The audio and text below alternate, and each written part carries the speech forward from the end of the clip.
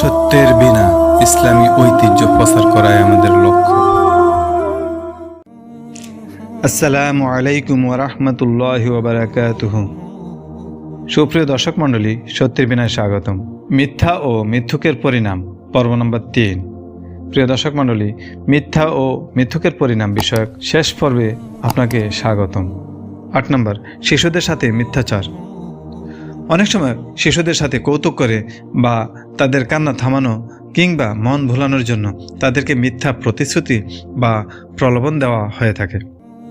এই জাতীয় প্রবণতা কেবল গুনাহ নয়, পাশাপাশি আরও অনেক ক্ষতিও ডেকে আনতে পারে। কারণ এতে করে শিশুর কোমলমতি অনুভূতিতে মিথ্যার মতো অপরাধকে হালকা করে দেওয়া হলো এবং তার স্বভাবে অনুপ্রবেশের রাস্তা খুলে দেওয়া হলো। প্রকারান্তরে তাকে এই অপরাধটির প্রতি উৎসাহিতও করা হলো। একটি হাদিসে এ বিষয়ে পরিষ্কারভাবে উল্লেখ আছে। সাহাবী আব্দুল্লাহ ইবনে আমের রাদিয়াল্লাহু তাআলা আনহু বলেন, একদিন রাসূলুল্লাহ সাল্লাল্লাহু আলাইহি সাল্লাম আমাদের বাড়িতে এলেন। তখন আমি ছিলাম ছোট্ট শিশু, খেলতে বের হচ্ছিলাম। আমার মা আমাকে ডাক দিয়ে বলেন, এদিকে এসো, তোমাকে একটি জিনিস দেব। তখন রাসূলুল্লাহ সাল্লাল্লাহু আলাইহি সাল্লাম আমার মাকে জিজ্ঞাসা করলেন, তুমি তাকে কি দেওয়ার ইচ্ছে করছো? মা বললেন, আমি তাকে একটি খেজুর দেওয়ার ইচ্ছে করেছি। এ সময় নবীজি সাল্লাল্লাহু আলাইহি সাল্লাম বললেন, মনে রেখো, তুমি যদি তাকে কিছু না দিতে তাহলে তোমার আমলনামায় একটি মিথ্যার গুনাহ লিখে দেওয়া হতো। সুনানে আবু দাউদ, হাদিস নম্বর 4991।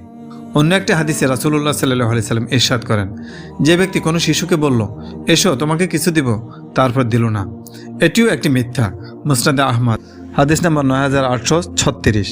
তাই শিশুদের সাথে এই জাতীয় মিথ্যাশ্রিত কথা পরিহার করে সত্যের পথ অবলম্বন করা উচিত। 9 নম্বর, বন্ধুবান্ধবের আড্ডায় মিথ্যাচার। বন্ধুবান্ধবের আড্ডা ও হাস্যরসের আসরগুলো যেন মিথ্যা ছাড়া জমে উঠতে চায় না। রসিয়ে রসিয়ে এবং মিথ্যার মিশেলে যে যত সুন্দর উপস্থাপনায় মিথ্যা বলে বন্ধুদের হাসাতে পারে, সে তত বাহবা পায়। অথচ লোক হাসানোর জন্য মিথ্যা বলার ব্যাপারে এসেছে কঠোর হুঁশিয়ারি। রাসূলুল্লাহ সাল্লাল্লাহু আলাইহি সাল্লাম ইরশাদ করেন, ধ্বংস তার জন্য যে মানুষকে হাসানোর জন্য কথা বলার সময় মিথ্যা কথা বলে। ধ্বংস তার জন্য, ধ্বংস তার জন্য। মুসনাদে আহমদ, হাদিস নম্বর 20045।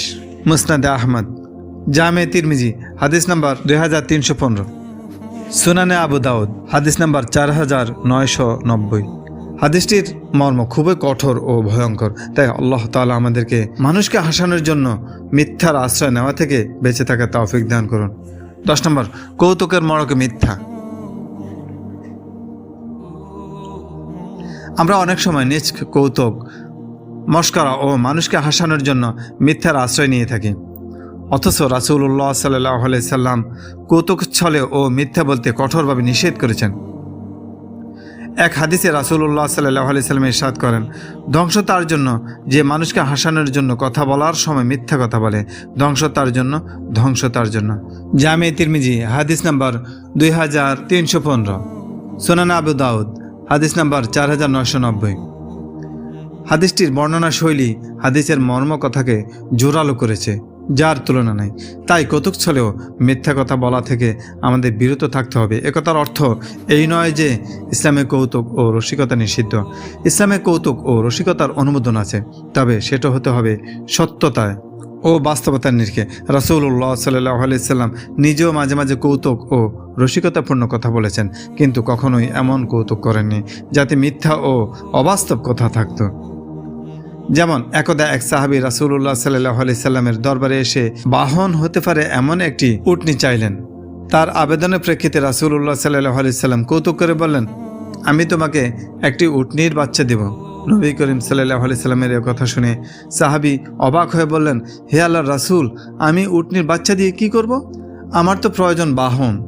তার এই কথার প্রেক্ষিতে নবীজি সাল্লাল্লাহু আলাইহি সাল্লাম বললেন, তোমাকে যে উটনিই দেওয়া হোক না কেন, তা তো কোনো না কোনো উটনির বাচ্চাই হবে।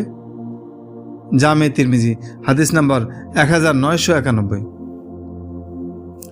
রাসূলুল্লাহ সাল্লাল্লাহু আলাইহি সাল্লামের এই রসিকতায় কৌতুক আছে বটে, কিন্তু তাতে নেই কোনো মিথ্যার আশ্রয়, নেই কোনো অবাস্তব কিছু। কারণ সকল উটনিই কোনো না কোনো উটনির বাচ্চা। আজ তো আমাদের মাঝে কত বানোয়াট মিথ্যা খোশ গল্প ছড়িয়ে আছে, যেগুলো আমরা হরহামেশাই বলে থাকি। এই সবই মিথ্যার অন্তর্ভুক্ত। পরিশেষে বলবো, এই ভিডিওতে মিথ্যার প্রচলিত কয়েকটি রূপ ও ক্ষেত্র তুলে ধরা হলো। এছাড়া মিথ্যার আরও বহু ক্ষেত্র রূপ রয়েছে, যেমন ব্যবসা বাণিজ্যে মিথ্যার আশ্রয় নেওয়া, মোবাইলে এক স্থান থেকে অন্য স্থানের কথা বলা, জাল সার্টিফিকেট, ভুয়া দলিলপত্র, সনদপত্র, মামলা মোকদ্দমায় অসত্য তথ্য পরিবেশন, তালাকনামায় ভিত্তিহীন ও বানোয়াট কথা লেখা ইত্যাদি সবই এর আওতাভুক্ত। মূলত মিথ্যা একটি সার্বজনীন অপরাধ, যা কেবল ব্যক্তির পরকালকেই ধ্বংস করে না, বরবাদ করে তার ইহকালকেও। ডেকে আনে ক্ষতি আর ক্ষতি। মিথ্যুক থেকে মানুষের আস্থা, ভক্তি, ভালোবাসা, শ্রদ্ধাবোধ উঠে যায়। পক্ষান্তরে সত্য একটি মহৎ গুণ, এর লাভ সুদূর প্রসারী। সত্যবাদী হয়ে ওঠে মানুষের আস্থা, ভক্তি, ভালোবাসা ও শ্রদ্ধার পাত্র। ইহকালের মতো তার পরকালও হয়ে শান্তি ও সম্মানের। তাই আসুন সত্য গ্রহণ করি, সত্যের সাথে থাকি, সত্যের পথে চলি, মিথ্যা বর্জন করি, মিথ্যার পথ পরিহার করি। আল্লাহ আমাদের তৌফিক দান করুন, আমিন। সুপ্রিয় সত্যের বিনা দর্শক মণ্ডলী, এই ভিডিওটি কেমন লাগলো কমেন্ট করে জানাবেন, আর ভালো লাগলে নিজের জীবনে এ উপদেশ কাজে লাগাবেন এ প্রত্যাশা করছি।